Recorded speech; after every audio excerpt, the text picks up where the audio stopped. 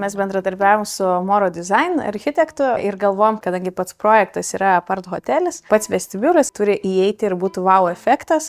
Gaminome betoninę milžinišką recepciją ir prašymas iš savininko buvo inkorporuoti, bet labai subtiliai Čiurlionio paveikslą.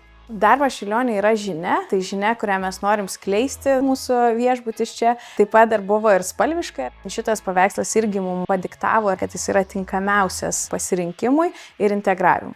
Juokingumas gal tame, kad viską reikėjo daryti atvirkščiai ir nematant, nes formoje nesimato bendro vaizdo ir viską reikėjo daryti iš nujautimo. Ir tik tai nuėmus jau pilnai išlietą recepciją pasimato, ar pavyko tas konceptas ar ne. Tai reziumė pavyko ir manau neblogai. Tame stale yra integruotas židinys, tai faina, kad esam pirmieji sugalvoję ar ne taip ir įgyvendinę. Mums patinka visi tokie, angliškas geras terminas yra statement piece.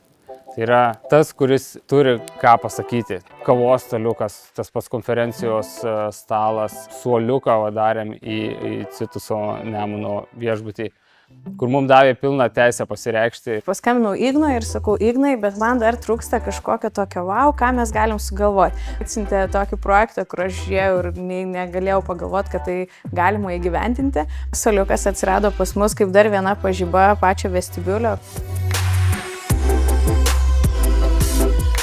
Iš tikrųjų, rinkoje labai sudėtinga rasti įmonę, kuri nepabijotų tam tikrų idėjų. Tai smagu, kad tokių įmonių kaip Chisels Play atsiranda, kurie tikrai drąsiai ateina ir pasako, kad galėsime padaryti, moka dirbti su visais medžiagiškumais. Dabar turiu idėją savo vienam iš butų, tai nusinčiau Ignui ir sakau, Ignai, ar galėsi padaryti, nes dar tokio nemačiau Lietuvoje, kad kažkas galėtų ir Ignas drąsiai.